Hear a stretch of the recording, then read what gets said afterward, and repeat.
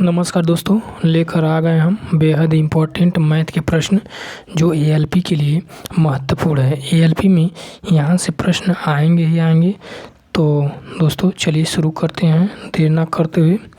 प्रश्न नंबर एक देखिए दोस्तों, ये सब प्रीवियस ईयर में पूछा गया प्रश्न है जो छाट ओट करके हम लेकर के आए हैं, छाटबीन करके।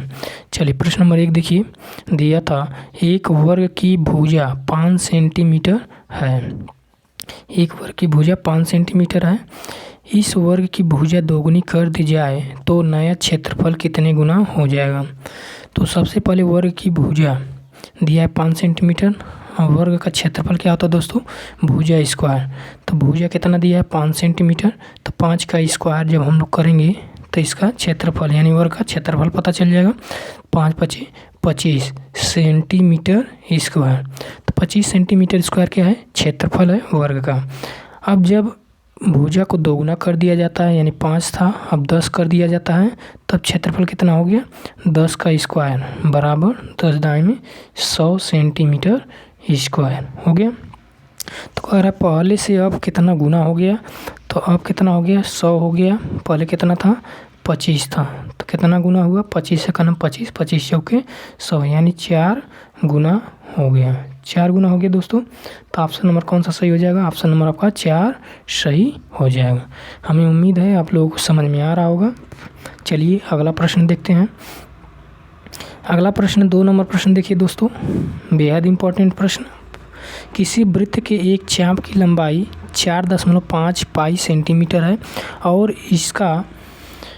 और इसके द्वारा निर्मित त्रिज्यखंड का क्षेत्रफल 27 पाई सेंटीमीटर स्क्वायर है। वृत्त का व्यास कितना होगा। तो सबसे पहले जो है चाप की लंबाई यानी चाप बराबर देखेंगे दोस्तों, चाप बराबर क्या होता है, तो चाप बराबर होता है 2 पाई r/360 इंटू थीटा। और यहाँ पे क्षेत्रफल त्रिज्यखंड का क्षेत्रफल बराबर क्या होता है, क्षेत्रफल बराबर होता है पाई r square upon 360 into theta. यहाँ दोस्तों दोनों समीकरण से हम हल करेंगे।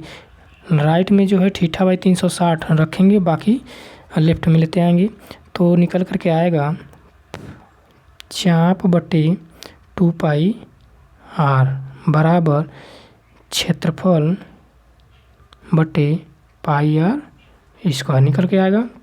अब पाई r ख़त्म, एक r बचा। अब यहाँ पे हो गया चाप कितना दिया है 4.5 पाई अपन 2 बराबर क्षेत्रफल कितना है 27 पाई अपन r। अब पाई कैंसिल हो गया। अब यहाँ r बराबर निकल करके आएगा 27 का गुणा 2 करेंगे तो 54 बटे 4.5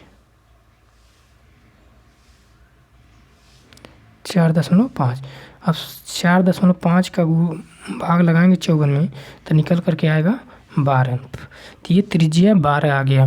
लेकिन पूछा गया व्यास यानी 2r बराबर कितना हो जाएगा, 2 गुणे r का मान कितना है 12 आया, तो निकल करके आएगा दोस्तों 24। कितना निकल के आएगा 24 सेंटीमीटर। तो व्यास कितना आ गया 24 सेंटीमीटर।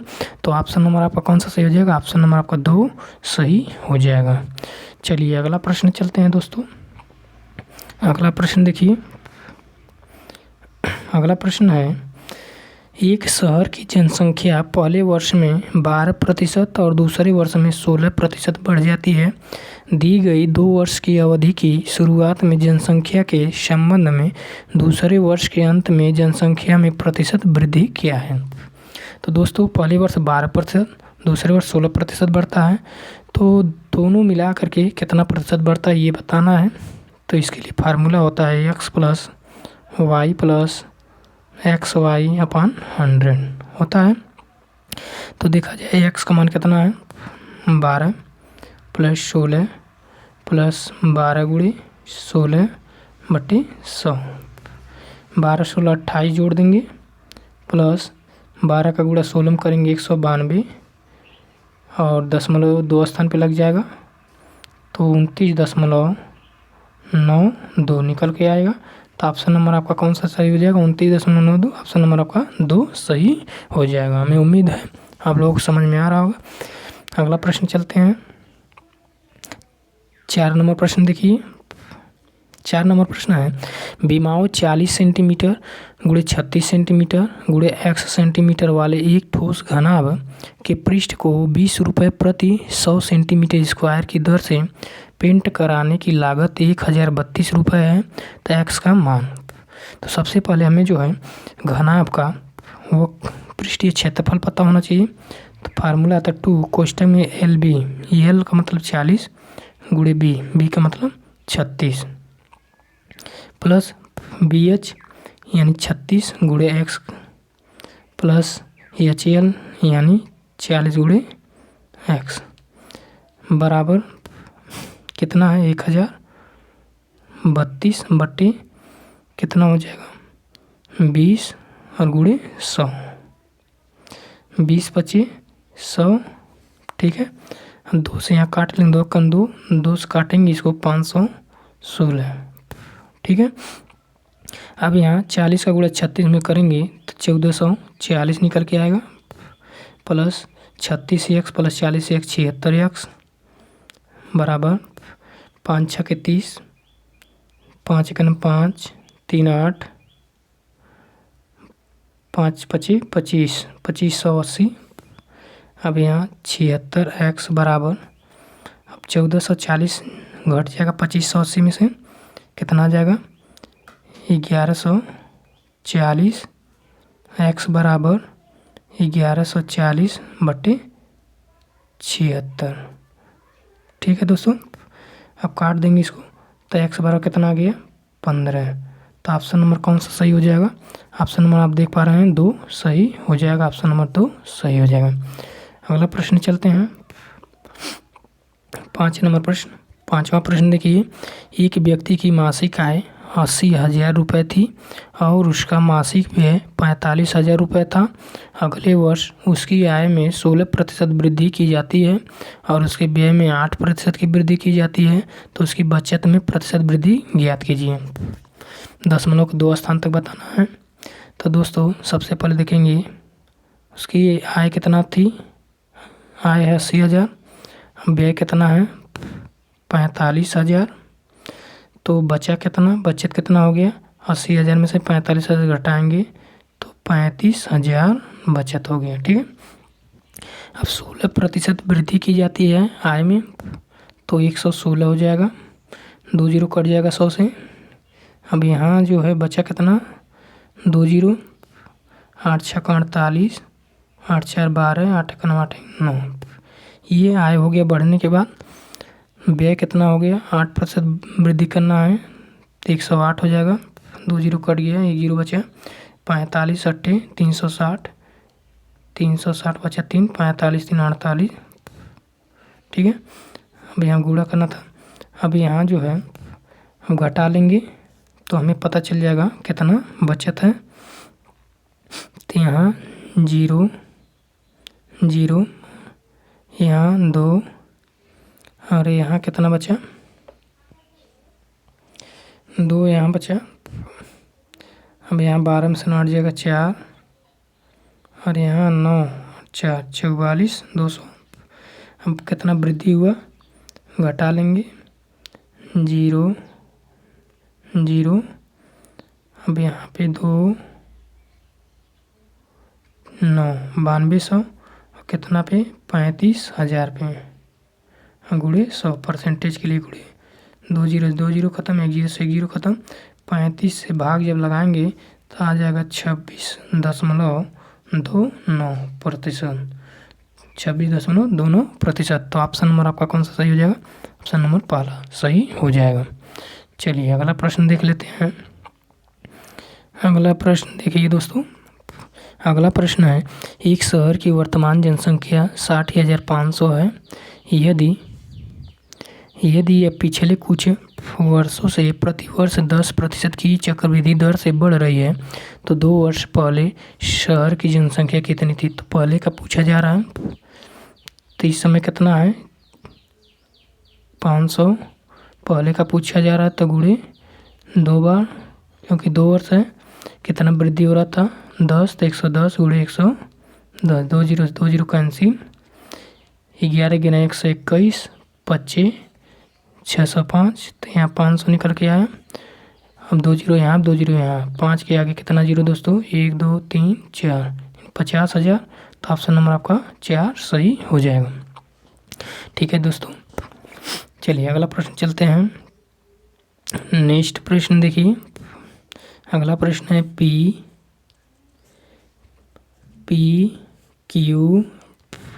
P जो है 10 दिन में कर रहा है और Q जो है 15 दिन में कर रहा है, R जो है 20 दिन में कर रहा है। तीनों का LCM ले लेंगे, 60 ही आ जाएगा।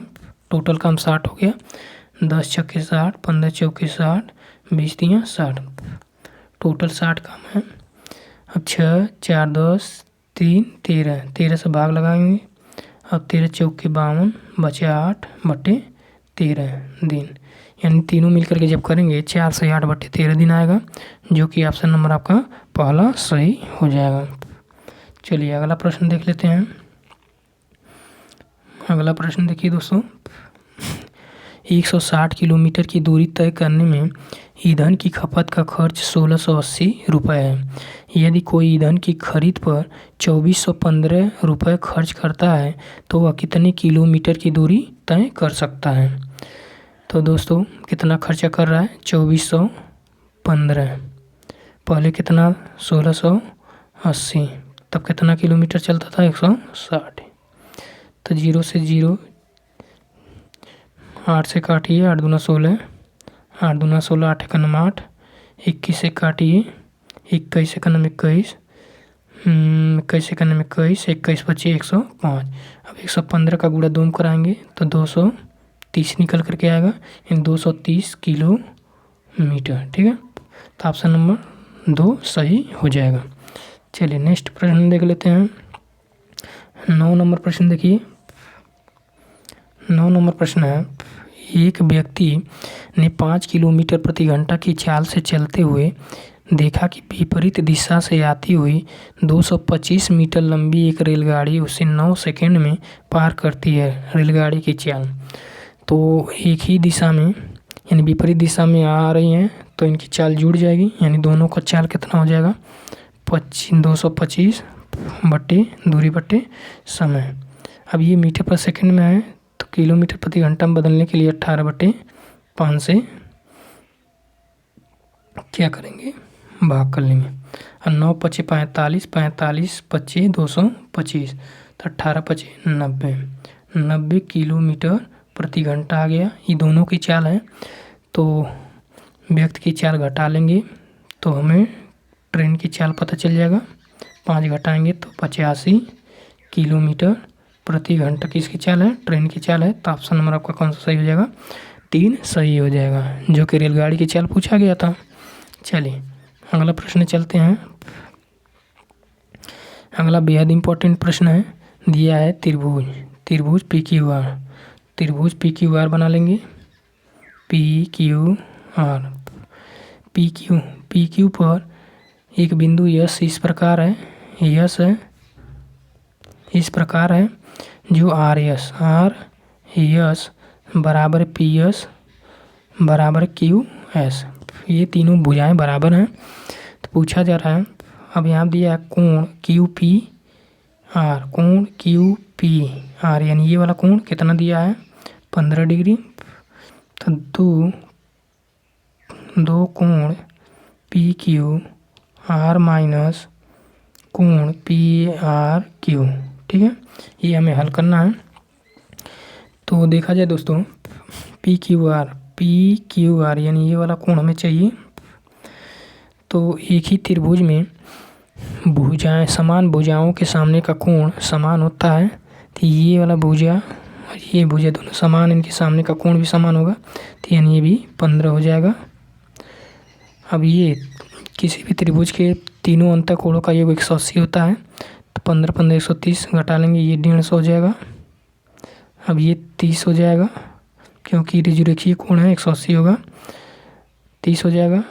अब ये सामने का कोण ये बराबर होंगे तो ये 75 हो जाएगा, ये भी 75 हो जाएगा। ठीक है, अब दोस्तों देखा जाए तो 2 गुणे PQR, ये कोण कितना आया 75 माइनस PRQ, यानी टोटल कोण बताना है तो 15 और 75 कितना 90। अब 150 माइनस 90 निकल के आया कितना 60 डिग्री।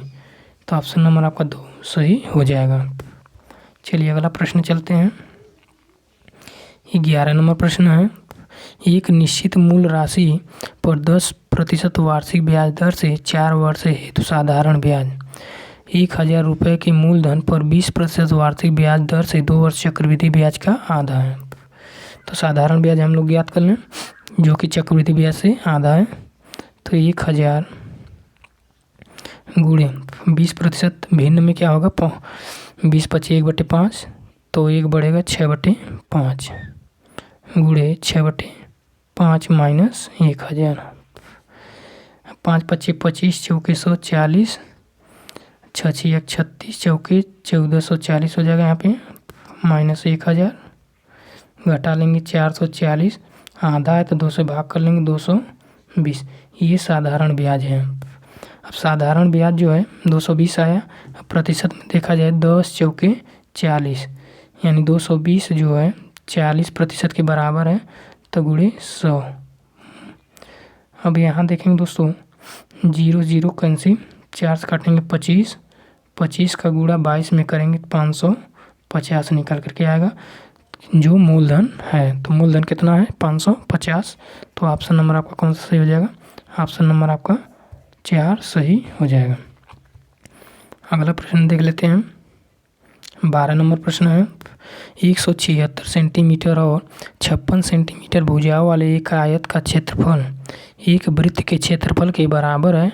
वृत्त की परिधि, तो सबसे पहले वृत्त का क्षेत्रफल क्या होता है πr²। यह आयत का क्षेत्रफल लंबाई गुणे चौड़ाई के बराबर है, लंबाई गुणे चौड़ाई। ठीक है, अब 22/7 गुणे r², लंबाई कितना है 176 गुणे चौड़ाई कितना है 56, 22 8 156 हो जाएगा।